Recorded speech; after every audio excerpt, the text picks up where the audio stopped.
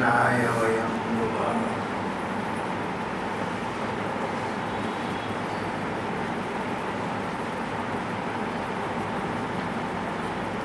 एक बार देवताओं के राजा थे इंद्र, उनसे कोई बड़ा अपराध बन गया, उसका उन्हें दंड मिला, उनका राज्य जाता रहा। अब देवता और उनके राजा इंद्र अपने स्वर्ग में न रहकर जहाँ तहाँ भटकने लगे। उनके शत्रु सदा से दैत्य थे, राक्षस थे। राक्षस तो स्वभाव से बुरे होते हैं, तामसिक होते हैं, दूसरों को दुख पहुँचाते हैं। ऐसे दुष्ट दुर्जन लोग, ऐसे दैत्य लोग, इन्होंने धावा बोला, इन्होंने देवताओं पर आक्रमण बोला। इन दैत्यों का आक्रमण इतना सबल था, इतना प्रबल था कि अनेक देवताओं की मृत्यु हो गई।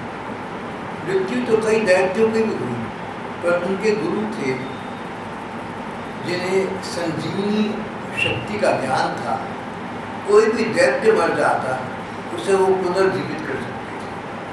कृपाचार्य के पास, गुरु जी के पास ऐसी संजीवनी शक्ति थी, देवताओं के पास ऐसी शक्ति भी नहीं थी। अब तो सारी स्थिति बदल गई। देवताओं का राज्य जाता रहा, स्वर्ग उनके हाथ से निकल गया, बेचारे जहाँ तहाँ भटकने लगे। और दैत्यों की तो मानो सुख समृद्धि के दिन आ गए। पाताल पर उनका राज्य हो गया, पृथ्वी पर उनका राज्य हो गया, स्वर्ग पर उनका राज्य हो गया। दैत्यों के, राक्षसों के राजा थे बलि। राजा बलि एक प्रकार से तीनों लोगों के स्वामी बनते। देवता बड़े दुखी और निराश। देवताओं ने भगवान के पास जाकर भगवान से प्रार्थना की, भगवान से कहा, भगवान आप हमें इस कष्ट से बचाइए। भगवान ने कहा, देवताओं तुम्हारी समस्या तो ये बनी कि तुम्हारे साथ दानवों का युद्ध हुआ, तुम्हारे साथ दैत्यों का युद्ध हुआ। अगर वो लोग मर जाते तो पुनर्जीवित हो जाते थे, दोबारा जीवित हो जाते थे, और तुम्हारे देवता मर जाए तो जीवित नहीं हो सकते थे। इसके लिए तो अमृत नाम का एक ऐसा पेय है, जो इस अमृत को पीता है वो अमर हो जाता है। ये अमृत समुद्र में छिपा हुआ है। अगर समुद्र को मथा जाए, समुद्र का मंथन किया जाए, तो अनेक चीजें मंथन करने से बाहर आएंगी, उनमें अमृत भी बाहर आ जाएगा। उस अमृत को पान करके तुम लोग एक बार फिर कोई भी सत्ता को वापस ले सकते।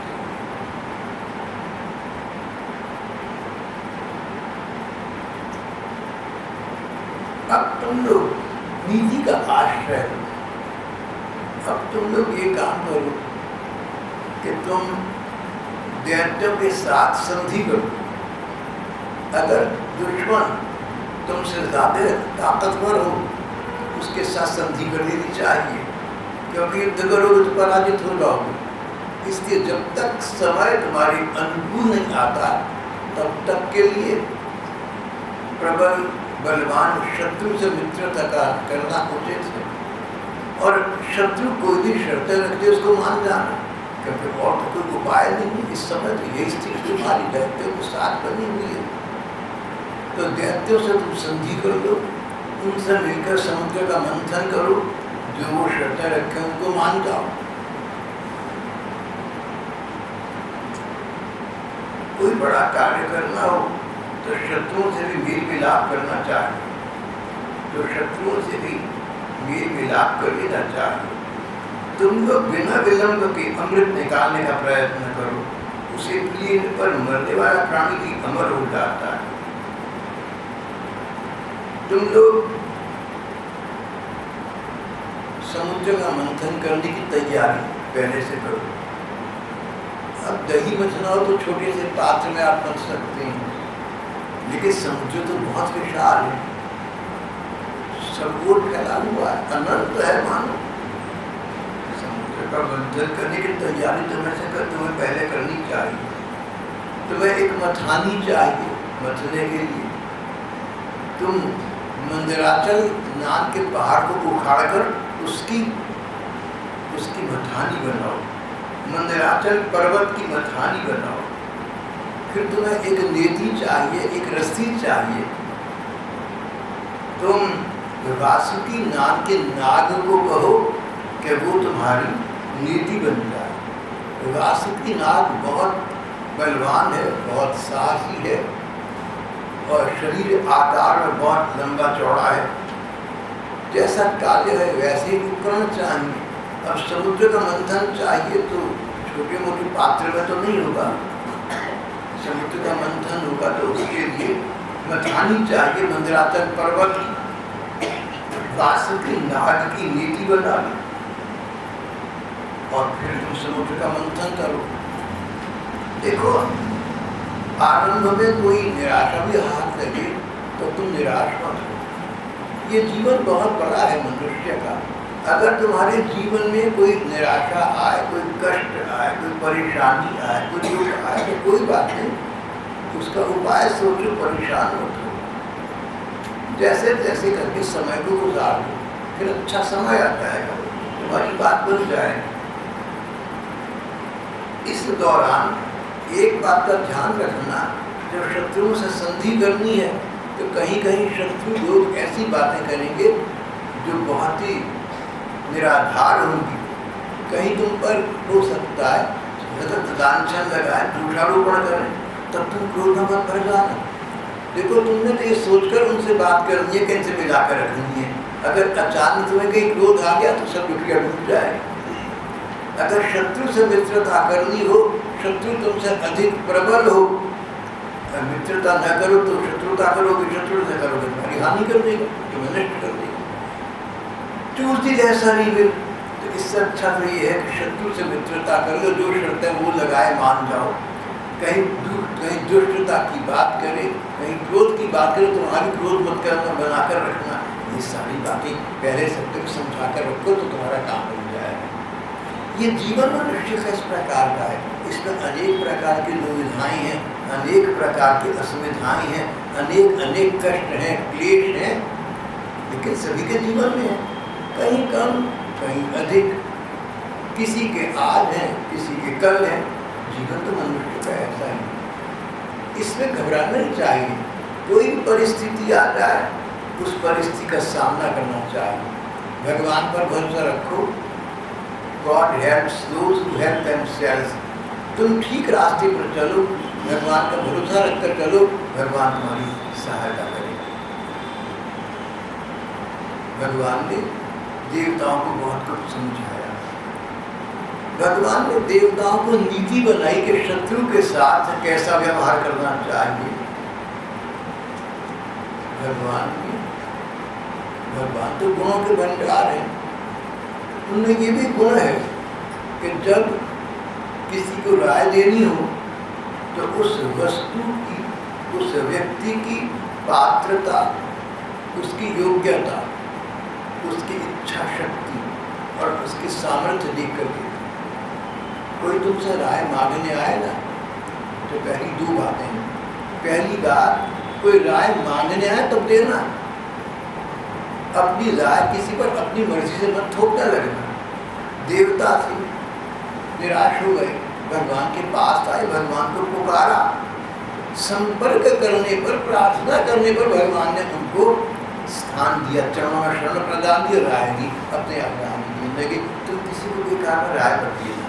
कोई तुमसे रोना रोवे ना, कोई तुमसे दुख प्रकट करे तो ये न समझना कि तुम्हारी राय चाहता है। देखो, राय बहुत कम लोग चाहते हैं, लोग तो अपना दुख तुम्हें सुनाकर हल्का होना चाहते हैं।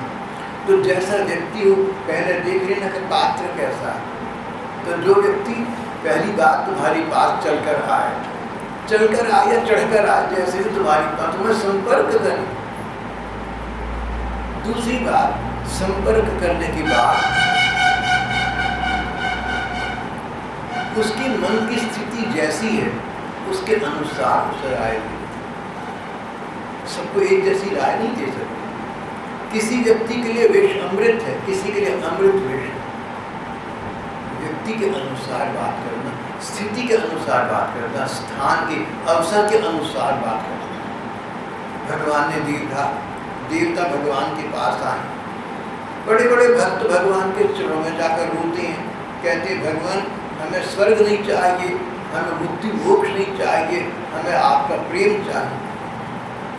भक्त कहते हैं हमें स्वर्ग नहीं चाहिए, और देवता कह रहे हैं हमें स्वर्ग चाहिए, इसलिए हम आपके पास आए। देवता भगवान के पास भगवान के लिए नहीं आए, देवता भगवान के इस प्रकार के भक्त तो है नहीं कि भगवान से प्रेम हो, भगवान की सेवा में रहें, भगवान के पास रहेंगे, ये तो देवताओं के मन में था। तो देवता तो इसलिए आए कि उनसे स्वर्ग और ऐश्वर्य की, उनसे सुख भोग की संपत्ति छिन गई। देवताओं को चाहिए सुख भोग, देवताओं को चाहिए अप्सराएं, देवताओं को चाहिए ऐश्वर्य की सामग्री, वो छिन गई थी।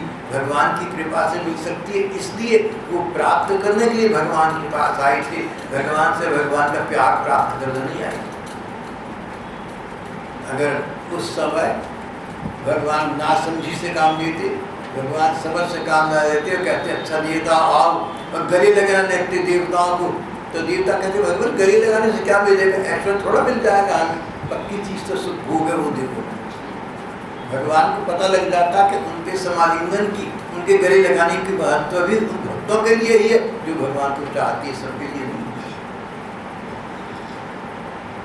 भगवान ने देखा देवता मेरे पास इतनी आशा अभिलाषा लेकर आई है, जैसा ये चाहती हैं, जैसा इनका चरित्र है, जैसा इनका स्वभाव है, उसके अनुसार इन्हें राय देनी चाहिए। अगर भगवान के पास कोई भगवान के प्रेमी भक्त गए होते, अगर वैसे प्रेमी भक्त सांसारिक बातों के लिए भगवान के पास जाते नहीं, लेकिन मान लो चले जाएं तो भगवान कहते भैया तुम मेरा नाम स्मरण करो, मेरी स्थिति चिंतन में समय लगाओ, तुम ये समझो कि ये समय आया ही इसलिए कि दुनियादारी के सुख भोग क्षणिक है, इनको छोड़कर मेरा चिंतन कर सको, तो मेरे शाश्वत प्रेम की, तो मेरे अनश्वर प्रेम की, तुम्हें मेरे नित्य प्रेम की प्राप्ति हो जाएगी, तुम मेरे धाम में आ जाओगे।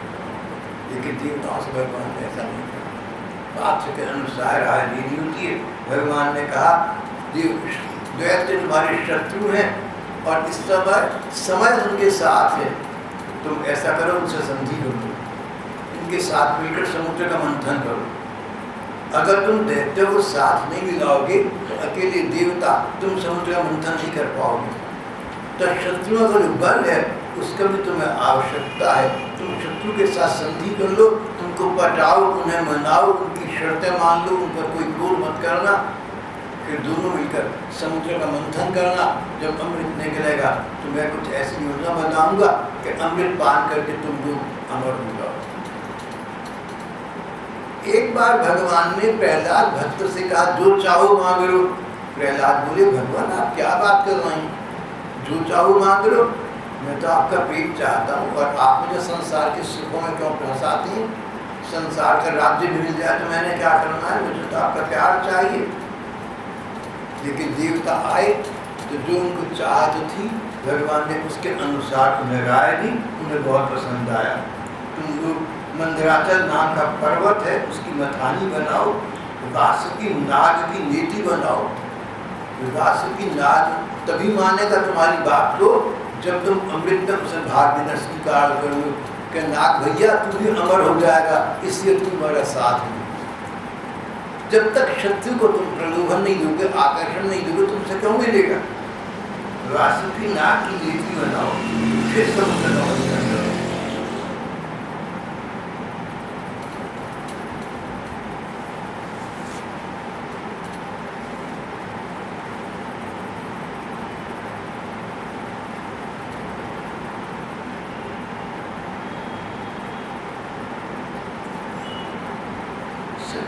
बात तो ये है कि किसी संसार की वस्तु की कामना ही न हो। भगवान ने देवताओं को ठीक बात का, सबसे अच्छी बात का इशारा दे दिया। वो वह कार्य न हो जातु कामस्तु। पहली तो बात ये संसार की किसी वस्तु की कामना ही न हो, और यदि कामना और अगर पूरी न हो तो क्रोध न करो, दुख न मान, निराश न हो। जैसा पात्र देखा भगवान ने वैसा मशवरा, वैसा परामर्श प्रदान कर दिया।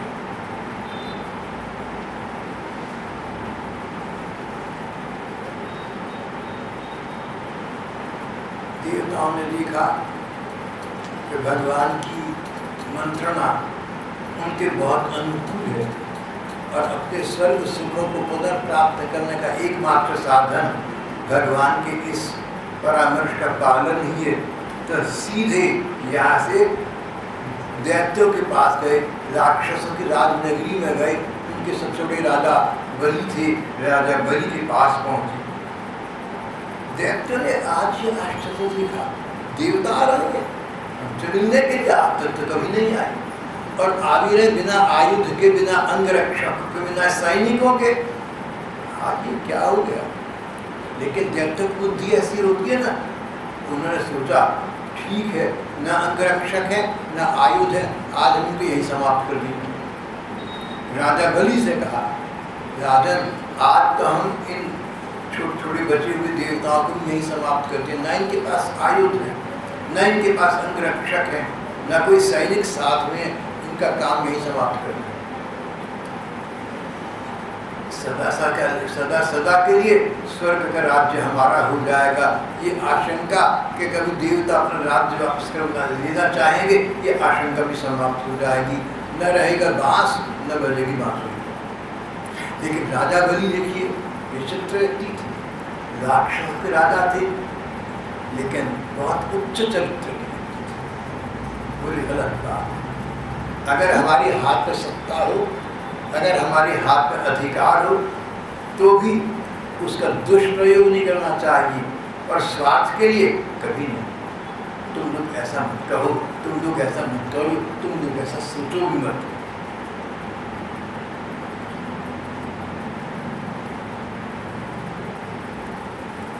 और राजा बलि ने देवताओं से कहा, आइए आइए, आप लोगों का स्वागत है। आज कैसे मार भूकर यहाँ आ गए। देवराज इंद्र ने राजा बलि को सारी कहानी सुनाई। अगर समुद्र मंथन करें, आपके साथ मिलकर हम संधि कर लें, भले ही अब तक शत्रु रहे हैं, पर दोनों का लाभ है। जब दो शत्रुओं का लाभ हो तो मित्र बन जाते हैं। देखो, दो शत्रु भी हो ना, उनको इकट्ठा अपना शत्रु मत बनाना, नहीं तो मिल जाएंगे, मित्र बन जाएंगे और तुम बीच में से निकल जाओगे।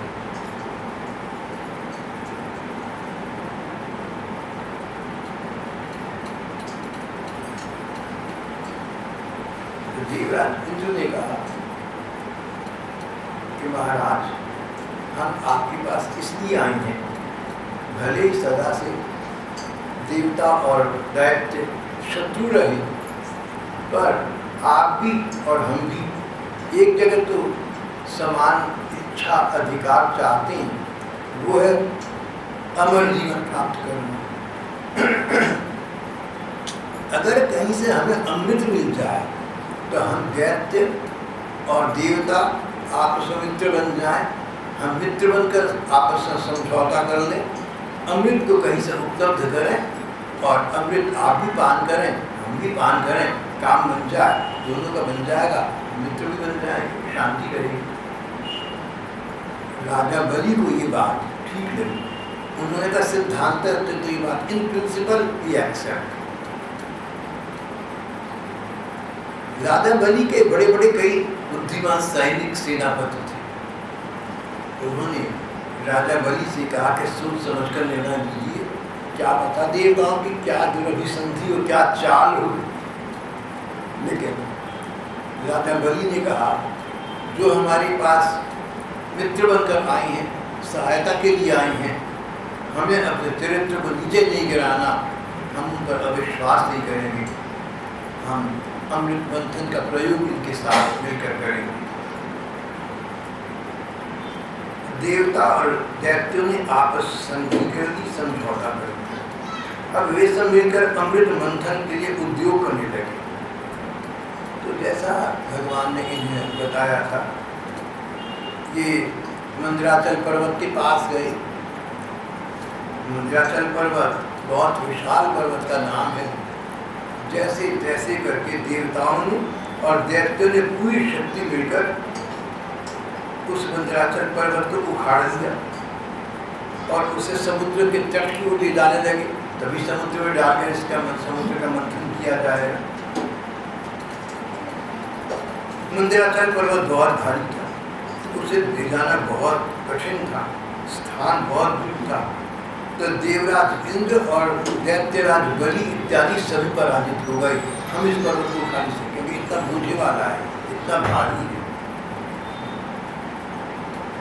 विवश होकर उन्होंने उसे रास्ते में पटक दिया। जब उसे रास्ते में पटका, गिरते गिरते उसने कई दैत्य और देवताओं को नीचे लाकर चकनाचूर कर दिया। उन देवता और दैत्यों के हाथ, कमर और कंधे टूट गए। सबसे बड़ी बात, उनका मन टूट गया। शरीर के अंग टूट जाए और साथ में मन की आशा समाप्त हो जाए, मनोबल समाप्त हो जाए, तो व्यक्ति मृतक से बदतर हो जाता है। उनका उत्साह भंग हो गया। ये देखकर भगवान गरुड़ पर चढ़े हुए उनके सामने प्रकट हुए। उन्होंने देखा कि अनेक देवता और अनेक दैत्य उस पर्वत के गिर पड़ने से पिस गए, उसके नीचे आ गए। देवता दैत्य को बोझा भारी लगा, वहीं पटक दिया। जब उसको पटका तो कई दैत्य और दानव उसके नीचे आ गए, उनकी चटनी बन गई, बिल्कुल चकनाचूर हो गए, छुट्टी हो गई। भगवान ने दृश्य देखा तो उन्होंने सोचा कि देवताओं का स्वभाव अच्छा, देवता का मतलब अच्छे स्वभाव वाला, और दैत्य अगर मैं देवताओं को जीवित कर दूं तो अपने सुखभोग तो चाहते हैं लेकिन दूसरे का बुरा नहीं चाहते, और अगर दैत्यों का भला कर दूं, राक्षसों को पुनर्जीवित कर दूं तो इस संसार में फिर विनाश करेंगे, अन्याय करेंगे, प्रकार प्रकार के अत्याचार करेंगे। भगवान ने एक दृष्टि से जो देवता मर गए थे उनको निगाह डाली, वो पुनर्जीवित हो उठे। जब भगवान ने देखा कि मेरी दृष्टि से देवता पुनर्जीवित हो चुके हैं, तो उन्होंने वो दृष्टि दैत्यों पर नहीं डाल के ही ये न पुनर्जीवित हो। देखो, कृपा करना अच्छा होता है, दया करना अच्छा होता है, करुणा करना, सहानुभूति करना बहुत अच्छा होता है, लेकिन पात्रता देखी कर दूसरे तुम्हारी कृपा का दूसरा दुरुपयोग न करे, नहीं तो तुम्हें उस दंड का भागी बनना पड़ेगा।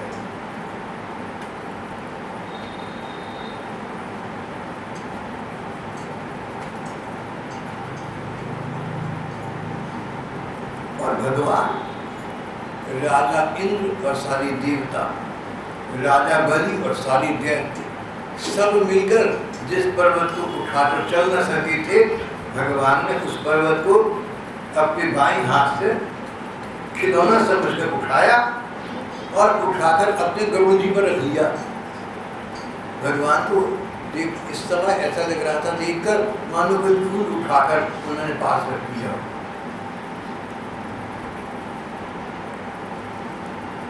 एक हाथ से पर्वत को उठाकर गरुड़ पर रख लिया, फिर स्वयं भी सवार हो गए। देवता असुरों के साथ उन्होंने समुद्र तट की यात्रा की। अपने वाहन गरुड़ ने, भगवान के वाहन गरुड़ ने समुद्र के किनारे पर्वत को उतार दिया और फिर भगवान की आज्ञा से गरुड़ जी स्वयं वहां से चले गए। भगवान वहीं रहे।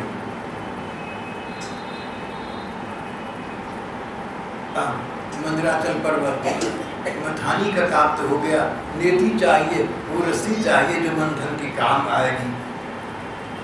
इन लोगों ने वासुकी नाग को कटाया, भैया अमृत निकलेगा, तुम्हें भी उसमें भाग लेंगे, तुम भी अमर हो जाओगे, तुम्हारी अपने हित में है कि तुम्हारी सहायता करो। ये सुनकर वासुकी नाग मान गया। साम, दान, भय, भेद और दंड नीति के 5 अंग हैं। साम, शांति से किसी को समझाना। दान, साम, दान, दोबारा कहूँगा, साम, दान, दान, किसी को कंसेशन देना, रियायत देना, तू ऐसा कर देना, हम तेरे साथ ऐसा कर देना। मीटिंग हाफ वे,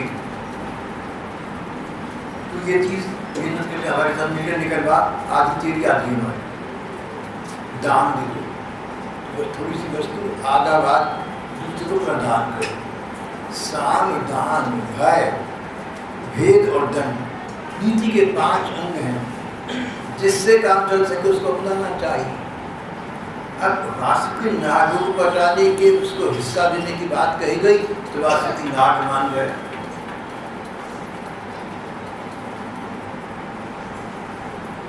उन लोगों ने वासुकी नाग को नीति के समान मंदिराचल में लपेट लिया। बड़े उत्साह और उमंग के साथ समृद्ध का मंथन आरंभ किया। आरंभ करने से पूर्व भगवान नाग के मुंह की ओर लग गए। नाग के मुख की 2 भाग हो गए ना, एक मुख और एक पूंछ।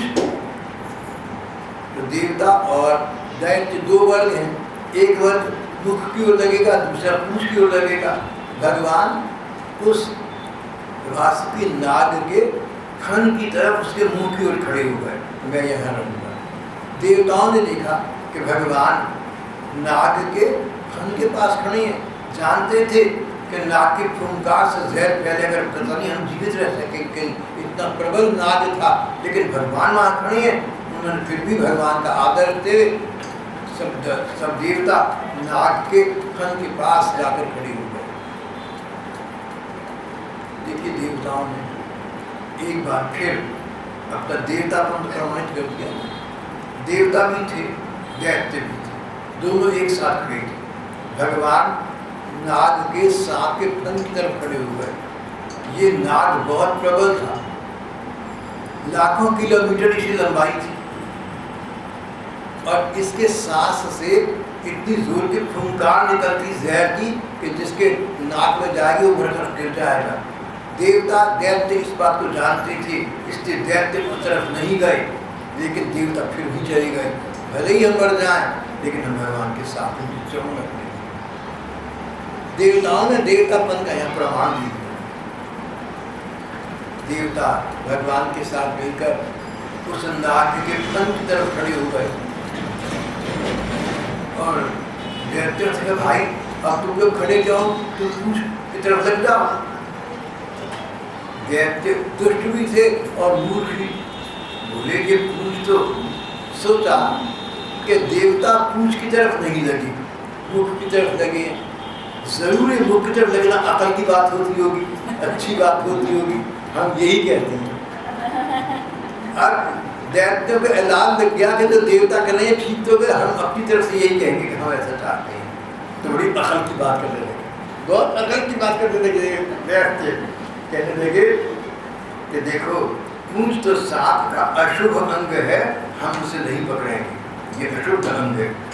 हमने वेद शास्त्र का विधि पूर्वक अध्ययन किया, हमने कौन सी किताबें नहीं पढ़ी भाई। देखो तुम ये समझते हो तो हमसे ज़्यादा पढ़ी हुई, ऐसा कुछ नहीं है। जो तुमने पढ़ा है उससे ज़्यादा हमने पढ़ा है। जैसे ऊंचे वर्ष में तुम्हारा जन्म हुआ, हमारा ही कम नहीं हुआ। हमारे बाप दादे पुरखे उनका भी इतिहास है, वो भी बहुत बड़े बड़े थे। जैसे तुम्हारी तरफ से बड़े होंगे, छोटे नहीं थे। बहादुरी के काम हमने बड़े बड़े तुमसे ज़्यादा किए। देवता तो हमसे किस बात में बड़े हो, जो कि नाग के मुंह की तरफ लग गए और हमसे कहते हो पूंछ की तरफ लग जाओ, क्योंकि ये पूंछ है।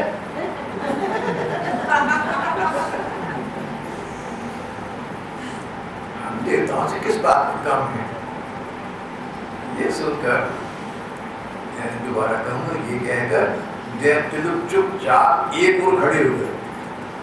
भगवान ने दैत्यों की ये मन की वृत्ति देखी कि अच्छा इनके मन में ये बात यार नहीं। तो बोले देवताओं तुम लोग मुख की तरफ लग जाओ, इसमें क्या है, इनको मुख की तरफ लगना दो, एक अच्छा काम कर रहे हो, मिलकर कर रहे हो भैया। देवताओं ने अभी तो ठीक है। अब अपने अपने स्थान दूर हुए, अमृत प्राप्ति निश्चित हो गए।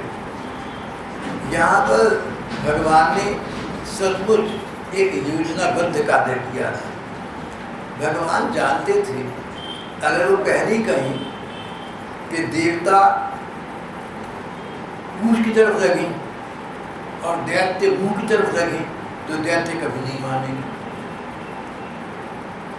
आपके कहने से कोई कुमार गधे पर नहीं बैठेगा, रोज गधे पर बैठा घूमता शहर में। आप कहते हैं गधे बैठे जरा मेरा काम करने में, 24 पे गधे बैठने के लिए घोड़ी आती किसके तो समझता बहुत।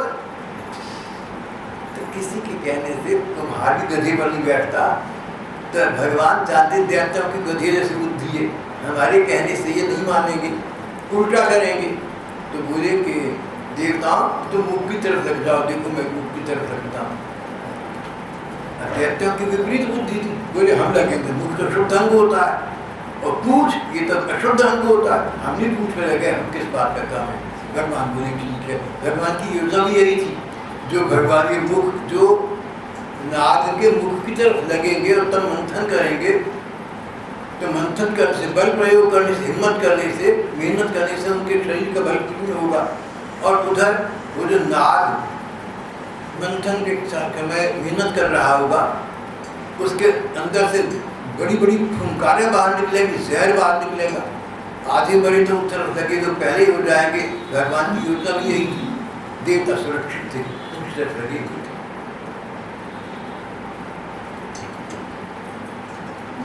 समुद्र मंथन आरंभ हुआ, बड़े बड़े देवता और दैत्यों के पकड़े जाने पर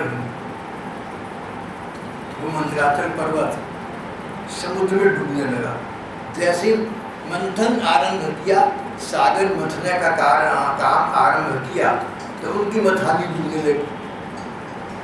मंदराचल पर्वत को मथानी बनाया था, वो मंदराचल पर्वत ही डूबने लगा।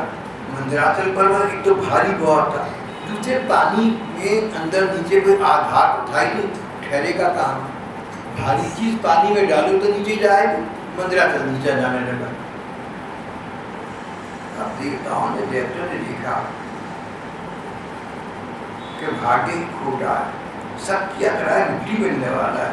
उनका मुंह टूट गया, मुंह पर उदासी छा गई। भगवान ने तुरंत एक कछुए का रूप धारण किया, कश्यप अवतार, कच्छप अवतार, कुर्मा अवतार। कुर्म, कच्छप, कश्यप, कछुआ, सबका एक ही अर्थ है। कछुआ, कुर्म, कच्छप, कश्यप।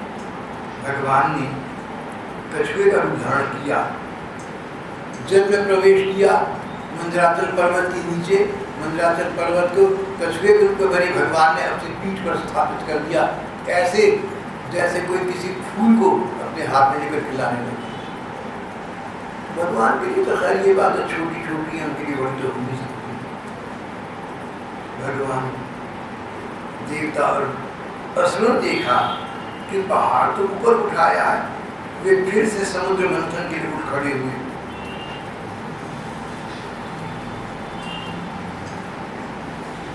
भगवान ने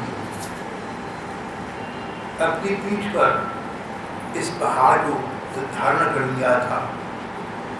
भगवान की पीठ, भगवान कछुआ रूप में आई थी, कच्छप रूप में आई थी, पूर्वावतार। इस कच्छप की, इस कछुए की पीठ 12 लाख किलोमीटर थी।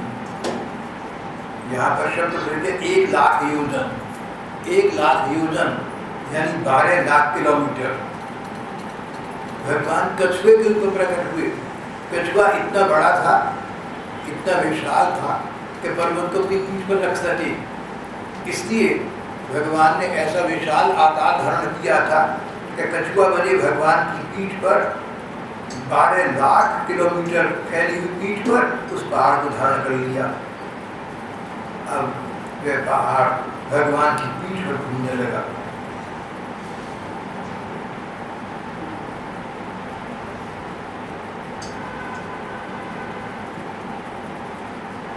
सागर मंथन बड़े जोर शोर के साथ हो रहा था।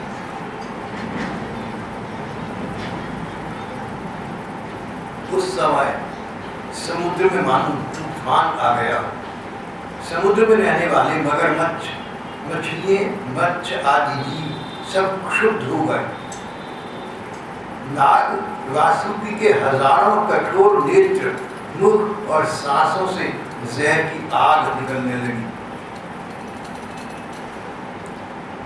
जब नाग के मुंह से, नाग के फन से जहर की आग उगलता हुआ नजर आया तो जो दैत्य उस तरफ खड़े हुए थे, उस तरफ लगे हुए थे, उनके शरीर तो वहीं निस्तेज हो गए। ऐसा जान पड़ता था मानो वो दावानल से झुलस गई। बस तो देवता भी न सकी, वहां तक भी उसकी गंध गई थी, लेकिन कम से कम निर्जीव नहीं हो गए। हाँ, उनके वस्त्र, माला, कवच और मुख धूमिल हो गए। उस समय भगवान की प्रेरणा से बादल देवताओं के ऊपर वर्षा करने लगे और वायु समुद्र की तरंगों का स्पर्श करके शीतलता और सुगंधि का संचार करने लगे। भगवान ने पक्षपात क्यों किया? देवताओं पर तो वर्षा हुई और दैत्यों पर वर्षा नहीं हुई। भगवान ने पक्षपात नहीं किया, भगवान ने न्याय किया। न्याय और पक्षपात में बहुत अंतर है। अगर न्यायालय के सामने दो व्यक्ति जाते हैं, एक अपराधी है और दूसरा निरपराध है, तो अपराधी को दंड देना और निरपराध व्यक्ति को क्षमा कर देना और सम्मानपूर्वक घर पहुंचा देना ही न्याय है। मनुष्य को न्याय करना चाहिए। भगवान जो कुछ करते हैं वही न्याय होता है। भगवान ने देखा था कि जब भगवान नाग के मुंह की तरफ लगे, देवता ये जानते हुए कि नाग के मुंह की तरफ लगकर हमें विषपान करके शायद हम यही समाप्त हो जाएंगे, भगवान का आदर रखने के लिए उसको जाकर खड़े हुए थे। दैत्य जाकर खड़े हुए थे। भगवान कहती हैं, न मेरा कोई शत्रु न मित्र, जो मेरे साथ जैसा करता मैं तुम वैसा करूँगा। भगवान का सिद्ध है, जैसा तुम करोगे भगवान वैसा करोगे। समम शत्रु च मित्रे च, भगवान के लिए सम है, शत्रु मित्र बराबर है। लेकिन ये यथा नाम प्रपद्यन्ति तांस तथैव भजाम्यहम्, जैसा तुम मुझे भजोगी वैसा मैं तुम्हें भजूंगा। न्याय बना रहेगा। इसका नाम पक्षपात नहीं है, इसका नाम न्याय है, इसका नाम उचित अनुचित का विभागीकरण।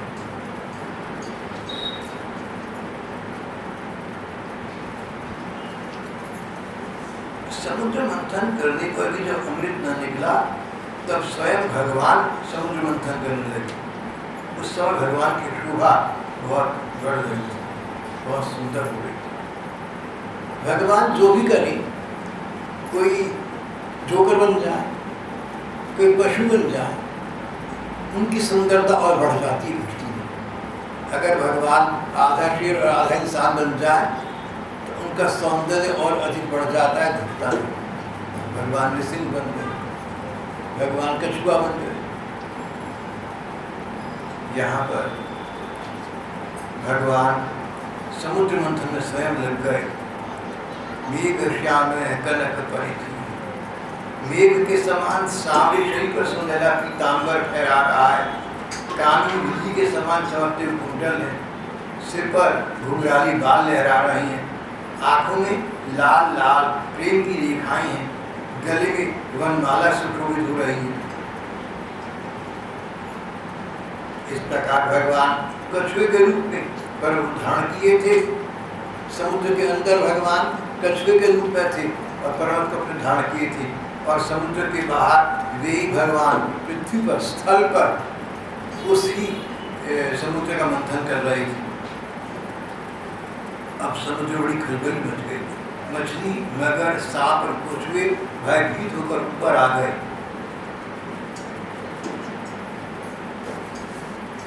तिमिंगल आदि मत्स्य, समुद्री हाथी और ग्राह, मगर मत्स्य व्याकुल हो गए। और आखिरकार सबसे पहले जो चीज ऊपर उभर कर मंथन के कारण से, मथने के कारण जो चीज ऊपर आई, जैसे दही मथो तो ऊपर शायद मक्खन आ जाता होगा, मेरा ऐसा विचार है, मुझे पता नहीं। लेकिन मैं छोटा था तो घर में दही मथा करती थी और सब हुआ करता था। उसी समय पहले विष बाहर निकला।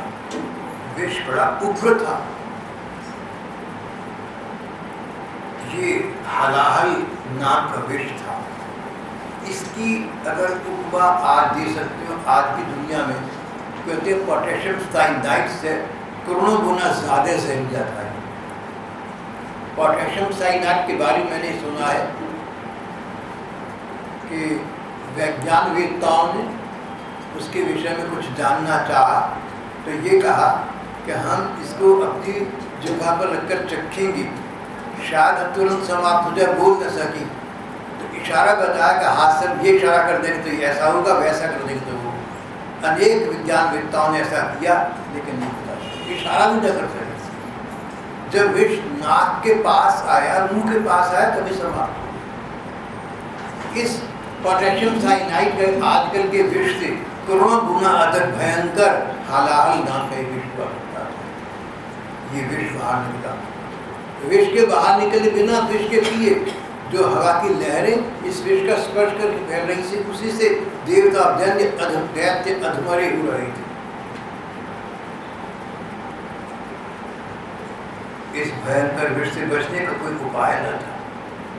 देवता दैत्य घबरा गए, सोचा था अमृत निकलेगा, हम अमर हो जाएंगे, कभी मरेंगे नहीं, यहाँ तो मौत से पर नजर आ रही है। कुछ क्षणों तक अंदर ये जहर यात्रा रहा था, हम होंगे ही नहीं। भयभीत होकर कोई उपाय न देखकर सबने कहा भैया शिव जी के पास चलो, वो एक प्रकार से परमात्मा साक्षात भगवान। और बड़े बड़े देवता मिलकर भगवान शंकर के शरण में गए, उन्हें सारी बात बताई। डरे हुए थे, बोले भगवान आप तो सर्वशक्तिमान हैं, ये हलाल अगर आप पी जाएं तो आपको तो कहेगा नहीं। भगवान शंकर मुस्कुरा,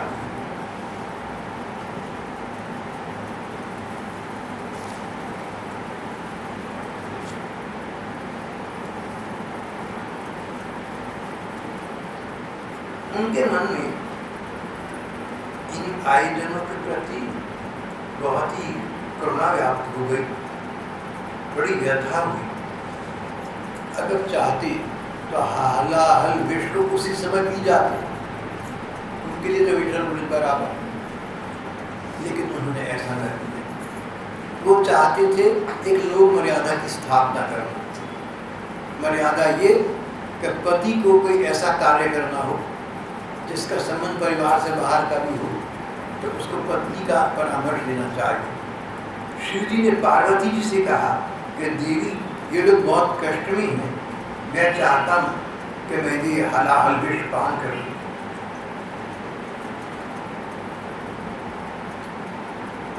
ये बेचारे किसी प्रकार अपने प्राण की रक्षा करना चाहते हैं। मेरा कर्तव्य है कि मैं इनको निर्भय करूँ। जिनके पास शक्ति सामर्थ्य है उनके जीवन की सफलता इसीलिए है कि वे दीन दुखियों की रक्षा करें। सज्जन पुरुष तो अपने प्राण की बलि देकर दूसरों के प्राण की रक्षा किया करें। मोह माया फंसे हुए लोग ही एक दूसरे से बैर की गांठ बांधी रखते हैं।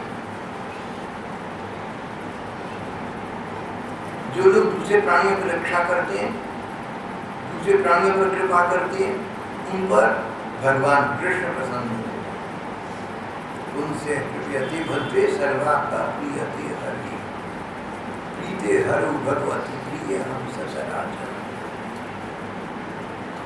और जिनसे भगवान प्रसन्न होते हैं, श्री कृष्ण प्रसन्न होती हैं, पार्वती तुम जानती हो उनसे मैं तो अपने आप प्रसन्न हो जाता।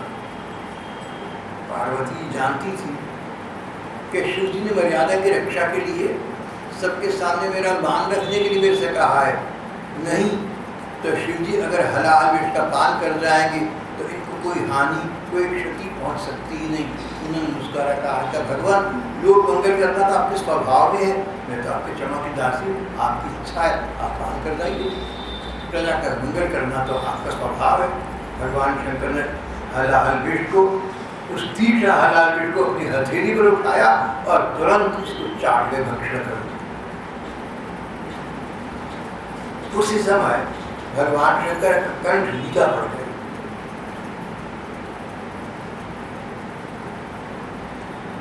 परोपकारी सज्जन प्रजा का दुख टालने के लिए स्वयं दुख झेला ही करती है, परंतु ये दुख नहीं है, ये तो सबके हृदय में विराजमान भगवान की परम आराधना है। दूसरों की सेवा करना भगवान की सेवा करना है। परम आराधनम तद्वि पुरुषस्य अखिलात्मना। शिव जी का कंठ नीला हो गया। सच बात ये इसलिए इसलिए नहीं कि हलाहल के विष का प्रभाव श्री जी पर पड़ गया, प्रभाव क्या पड़ना। भगवान चाहते थे, भगवान शंकर चाहते थे कि जो लोग उनकी उपासना करते हैं उनको दिखता रहे कि स्वयं भगवान शंकर ने लोक मंगल के लिए स्वयं कष्ट उठाने को उद्यत हो गए थे, तैयार हो गए थे। भगवत भक्त वही है जो दूसरों के कष्ट उनके काम आए।